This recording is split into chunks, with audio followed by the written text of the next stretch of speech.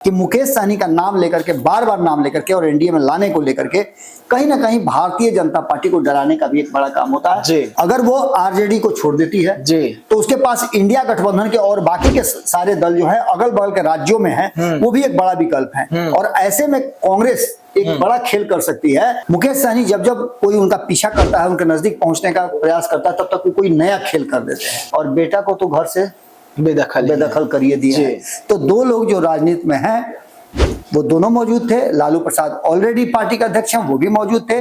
तेजस्वी यादव का मौजूद होना लाजमी था और मंगनी लाल मंडल को ये सेहरा पहना दिया गया। नोरमा ग्रुप, जो सोचता है वो करता है, आपके अपने सपनों का आशियाना।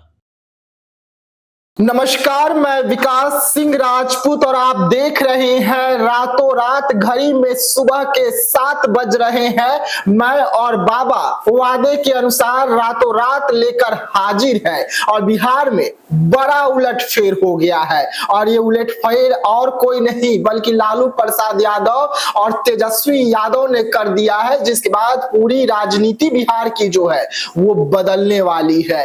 एक तरफ एनडीए को झटका लग रहा है तो वहीं पर मुकेश सहनी से भी जुड़ी हुई बड़ी खबर जो है हम आपको देने जाएंगे कि मुकेश सहनी की आगे की रणनीति क्या है। तो चलिए खबरों की शुरुआत करते हैं और खबरों की शुरुआत में सीधा हम बाबा से जुड़ते हैं। बाबा, तेजस्वी यादव और लालू ने बिहार में बड़का खेल कर दिया है। मैं भी वक्त के सांचे में ढल जाऊंगा जी, अगर तुम बदले तो मैं भी बदल जाऊंगा जी। बिहार की राजनीति में बदलने और पाला बदलने का खूब खेल होता है और इस खेल के मास्टरमाइंड कहे जाते हैं नीतीश कुमार जी। चर्चा आपने लालू प्रसाद से शुरू की, तेजस्वी यादव से शुरू की, लेकिन कोई भी चर्चा बिना नीतीश कुमार के होती कहाँ है? बिन नीतीश तो पूरा सुन बिहार सुन जी। वहीं दूसरी तरफ आप देख रही है कि एक तरफ जहाँ लालू वहीं तरफ नीतीश जी। इन दोनों की चर्चा आप किसी भी परिस्थिति में कीजिएगा तो दोनों कहीं ना कहीं से आ जाएंगे जी। कारण है उसका कि 15 साल एक ने शासन किया, 20 साल एक कर रहे हैं और अब इसके बाद क्या परिस्थिति होगी। नीतीश कुमार ने ऐसे टेबल पे ठोक करके कहा था कि मैं एक दिन बिहार का मुख्यमंत्री बनूंगा जी। जब लालू प्रसाद ने कहा था कि अब इन्हें कहा हो 20 साल, लेकिन 20 साल नीतीश कुमार ने उनको रहने नहीं दिया। 15 साल में उखाड़ दिया और अपने 20 साल में है तब 25वें साल में उनको कौन उखाड़ेगा इसकी चर्चा हो रही है, इसका जुगाड़ हो रहा है और इस जुगाड़ में लालू प्रसाद और तेजस्वी यादव ने मिल करके एक बड़ा गेम कर दिया है जी। नीतीश कुमार के सबसे मजबूत स्तंभ को अपने पाले में कर लिया है और इसको दो नजर से आप देख सकते हैं जी। पहली तो ये कि क्या नीतीश कुमार की ये पूरी तरह से रणनीति की लालू और नीतीश की हिस्सा है जी कि मंगनी लाल मंडल को आप पावर दीजिए बिहार का और उनके साथ मेरा टाई अप रहेगा, हम लोग सेट गेट करके सारा सिस्टम बिल्कुल अपने हिसाब से कर बिल्कुल। क्योंकि आप एक बात समझ लीजिए कि भारतीय जनता पार्टी के हाथ में बिहार की गद्दी चल जाए, न तो ये नीतीश कुमार चाहेंगे और न ही लालू प्रसाद चाहेंगे और न इस बात को कोई और चाहेगा जी। अब ऐसी स्थिति में तेजस्वी और लालू ने अगर ये मंगनी लाल मंडल को अपने इतने सारे लोगों के रहते हुए जिस पर कहीं ना कहीं सवाल खड़े कर रही है भारतीय जनता पार्टी कि जो फैसला लिया है इसका मतलब यही है कि राष्ट्रीय जनता दल में एक भी ऐसा नेता नहीं है जिसको प्रदेश का अध्यक्ष बनाया जाए, प्रदेश की जिम्मेदारी दी जाए, वो भी बोरो प्लेयर ला करके आप कर रहे हैं जी। वैसे प्लेयर को कि जो भगोड़ा है तो कहीं ना कहीं ये बात भाजपा के दिमाग में भी है कि कहीं ऐसा तो नहीं कि लालू और नीतीश ने मिल करके ये प्लान बनाया हो और उस प्लान के तहत भारतीय जनता पार्टी को कहा जाए तो झटका देने की तैयारी जी। खैर इस बात पर आगे चर्चा होगी, लेकिन एक बात तो तय है कि तेजस्वी और लालू ने मिल करके एक बड़ा खेल कर दिया है और इस खेल में उनका पूरा परिवार शामिल है। बगल में मीसा भारती बैठी हुई थी, लालू प्रसाद के बगल में राबड़ी देवी बैठी हुई थी और बेटा को तो घर से बेदखल करिए दिया है। तो दो लोग जो राजनीति में हैं वो दोनों मौजूद थे। लालू प्रसाद ऑलरेडी पार्टी का अध्यक्ष हैं, वो भी मौजूद थे। तेजस्वी यादव का मौजूद होना लाजमी था और मंगनी लाल मंडल को ये सेहरा पहना दिया गया। अब आप इस बात पर जो सोचना है सोचिए, लेकिन हम तो यही कहेंगे कि जो फैक्ट्स है, जो अंदर की बात है वो ये है कि मंगनी लाल मंडल जिस तरह से रेड कारपेट बिछाने की बात होती है, रेड कारपेट बिछा करके नीतीश कुमार और लालू प्रसाद को एक साथ लाने के लिए राष्ट्रीय जनता दल में पावर में लाएगा जी। बाबा एक तरफ लालू प्रसाद यादव और तेजस्वी ने बिहार में बड़का खेल किया, तो दूसरी ओर मुकेश सहनी भी कम नहीं है। मुकेश सहनी भी अंदर खाने सब कुछ सेट कर लिए हैं और एनडीए में आने पर अब मोहर लग गई। देखिए मुकेश सहनी समाज के बड़े नेता हैं, इससे इनकार नहीं कर सकते जी, क्योंकि अभी जितने भी नेता नजर आ रहे हैं इस समाज के जी, वो सब इनसे एक कदम पीछे है, एक स्टेप पीछे है जी। मुकेश सहनी जब जब कोई उनका पीछा करता है, उनके नजदीक पहुंचने का प्रयास करता है, तब तक वो कोई नया खेल कर देते हैं। हालांकि एक बात तो तय मान के चलिए कि जिस तरह से उन्होंने अपने आप को स्टार्ट किया था जी, उसमें बहुत सारे चीजें बदली हैं, बहुत सारी चीजें बदली हैं और वर्तमान परिस्थिति में मुकेश सहनी को लेकर के उनके पास जो वोट बैंक है जी, ये जो मल्लाह बिंद और बाकी नोनिया इस सब समाज का जो वोट बैंक है, उस वोट बैंक को कहा जाता है 10 से 12% के आसपास है। इस वोट बैंक को लेकर के मुकेश सहनी का दावा है कि मेरा है, बाकी के लोगों का दावा है कि मेरा है जी। इसमें जनता दल यूनाइटेड के भीतर और भाजपा के भीतर भी जो सहनी समाज से नेता है उनकी बेचैनी बढ़ी हुई है। आपने देखा भी होगा कि भारतीय जनता पार्टी और नीतीश कुमार ने मिलकर के मछुआरा आयोग का गठन किया। उस दिन आपके साथ मैं गया था जी। आपको याद होगा कि मछुआरा आयोग के जितने भी लोग सदस्य थे, अध्यक्ष थे, उपाध्यक्ष थे, उन लोगों की नियुक्ति हुई है और वो लोग अपना काम शुरू कर चुके हैं। जी। इसके बाद आपने देखा होगा कि हरीश सहनी भी तैयारी जबरदस्त कर रहे हैं इस समाज को एकजुट करने के लिए। वहीं मदन सहनी ने इस बात को कहा है और इसके पीछे भी एक बड़ी रणनीति नजर आती है कि मुकेश सहनी का नाम लेकर के, बार बार नाम लेकर के और एनडीए में लाने को लेकर के कहीं ना कहीं भारतीय जनता पार्टी को डराने का भी एक बड़ा काम होता है कि पहले से ही भारतीय जनता पार्टी में आपको पता है कि क्या कुछ है। और दूसरी स्थिति ये हो सकती है कि नीतीश कुमार यदि एनडीए से बाहर होंगे तो महागठबंधन में तो ऑलरेडी मुकेश सहनी है ही ना है। तो अगर कहा है मदन सहनी ने कि हमारे साथ आ रहे हैं तो गलत कहा है जी। एनडीए में आ रहे हैं तब भी उनके साथ आ रहे हैं और ये महागठबंधन जा रहे हैं तब भी उनके साथ है। यानी मुकेश सहनी पर एक दाव लगाने की तैयारी शुरू हो चुकी है। अब देखना होगा कि क्या कुछ निकल के सामने आता है। चलिए, मुकेश सहनी अंदर खाने सारा प्लानिंग कर लिए, कांग्रेस भी प्लानिंग करने में तेज रहे। बिल्कुल, कांग्रेस ने जो बैठक बुलाई, बैठक शुरू होने से पहले कांग्रेस की जो एजेंडा है वो लीक हो गई। देखिए, कांग्रेस को कुछ समय लगेगा अभी। आप देखते होइएगा कि कोई भी साम्राज्य जब किसी राज्य के द्वारा कोई जीता जाता है तो साम्राज्य में शामिल होने के बाद उसके नियम कानून बदलने में समय लगता है। बिल्कुल उसी अंदाज में कांग्रेस अभी चंगुल से आजाद हुई है लालू प्रसाद जी, बिल्कुल राष्ट्रीय जनता बिल्कुल। तो निश्चित रूप से उसके जो अब तक के बहुत सारे लोग थे वो आदेश सुनने वाले लोग थे, आदेश देने वाले लोग नहीं थे। अब आदेश देने वाले लोगों को अब ये कहना पड़ता, अपने आप को बताना पड़ता होगा कि भाई हम तो अब स्वतंत्र है ना, हम तो आदेश दे सकते हैं। तो इसको लेकर के कांग्रेस लगातार, जिस तरह से आपने देखा होगा कि जो मीटिंग हुई 12 तारीख को, उस 12 तारीख की मीटिंग में एक बार फिर से कांग्रेस ने अड़ंगा लगा दिया कि नहीं, मुख्यमंत्री का चेहरा घोषित नहीं होगा। जबकि आपको याद है कि मैं उस तस्वीर की चर्चा बार बार कर रहा हूँ 12 तारीख से ही कि तेजस्वी यादव ने अपने लिए सीटिंग अरेंजमेंट अलग किया था। वो सामने बैठे थे बॉस की तरह और बाकी के लोग उनको अपना प्रोजेक्ट दिखा रहे थे, प्रोजेक्ट पर चर्चा कर रहे थे। बिल्कुल। तो वो तो उन्होंने कर दिया, लेकिन कांग्रेस ने अड़ंगा लगा करके कहीं ना कहीं तेजस्वी यादव के रास्ते में एक अवरोध पैदा कर दिया।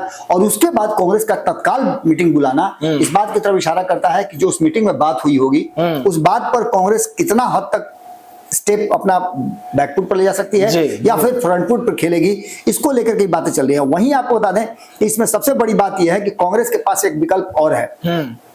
अगर वो आरजेडी को छोड़ देती है तो उसके पास इंडिया गठबंधन के और बाकी के सारे दल जो है अगल बगल के राज्यों में हैं, वो भी एक बड़ा विकल्प है। और ऐसे में कांग्रेस एक बड़ा खेल कर सकती है कि आप समझिए कि हेमंत सोरेन को अपने पास ला करके, अखिलेश यादव को अपने पास ला करके, ममता बनर्जी को अपने पास ला करके, आम आदमी पार्टी को अपने पास ला करके और एक नया गठबंधन बना सकती है। और इस गठबंधन में और भी कई लोग शामिल हो सकते हैं। तो ऐसी स्थिति में कांग्रेस एक बड़ा खेल कर सकती है और यहां से कांग्रेस बाउंस बैक कर रही है।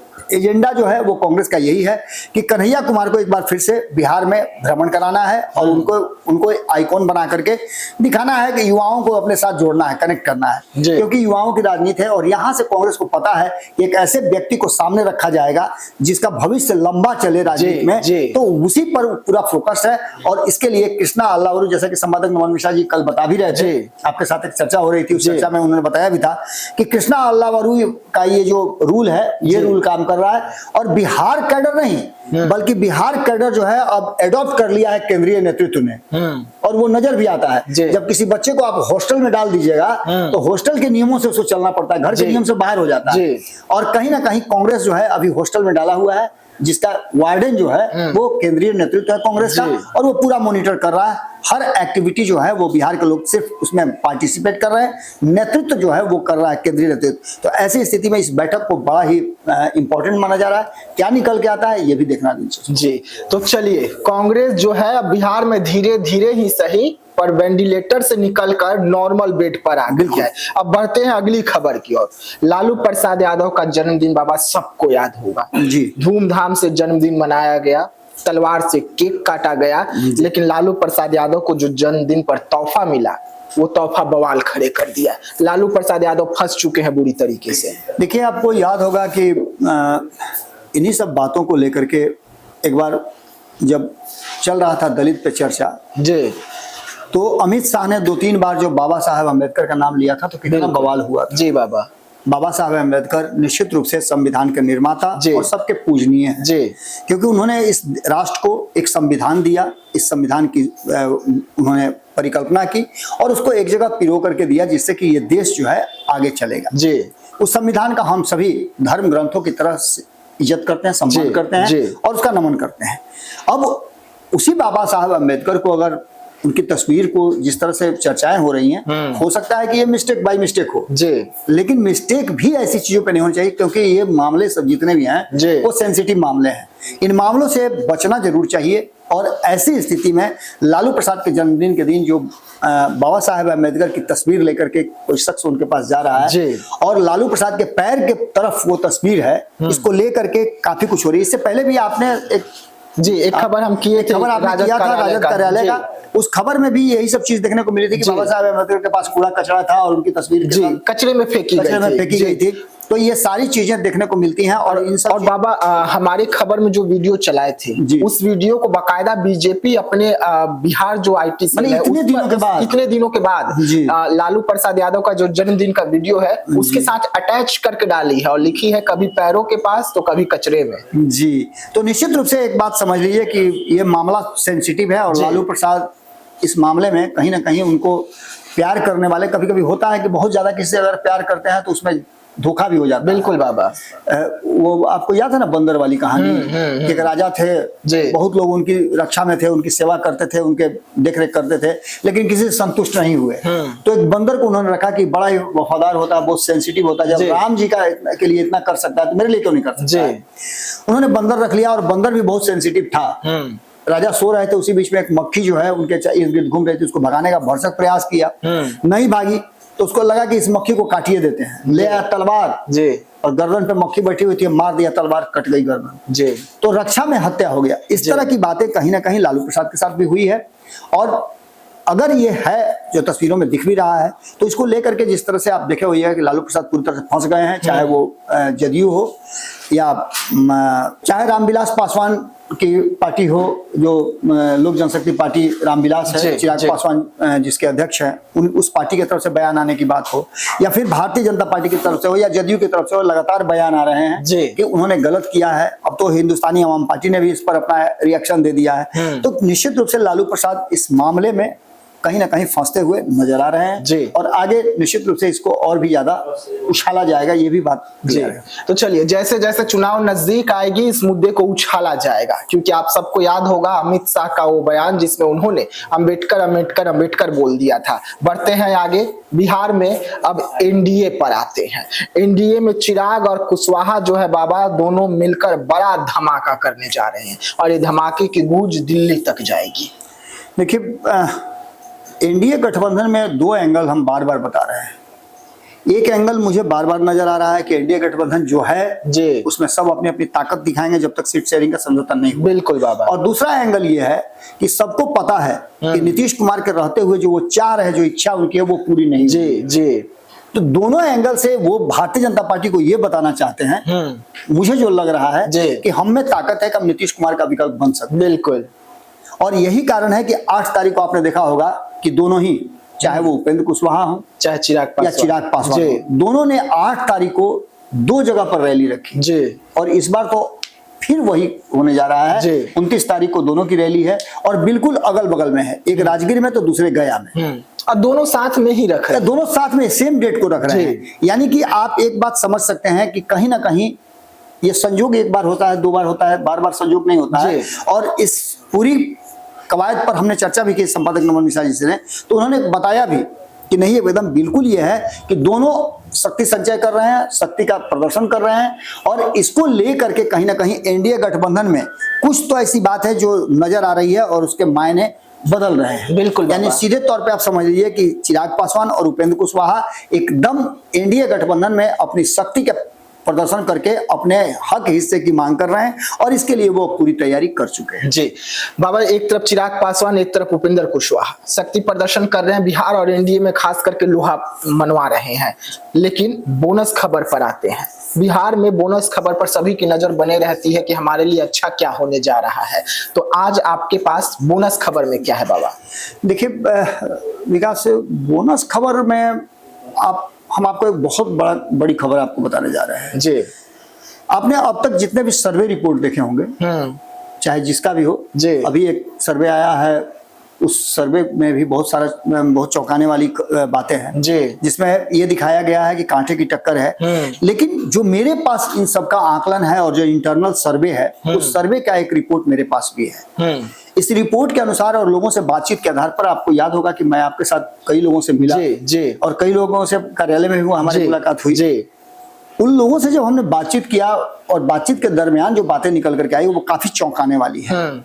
एक सर्वे रिपोर्ट है, जिस सर्वे रिपोर्ट में कहा यह जा रहा है कि 2020 के जगह पर 2025 को अगर आकलन करके देखते हैं, तुलनात्मक अध्ययन करते हैं, तो भारतीय जनता पार्टी की सीटें घटती हुई दिखाई दे रही हैं, वहीं नीतीश कुमार की सीटें बढ़ती हुई दिखाई दे रही हैं।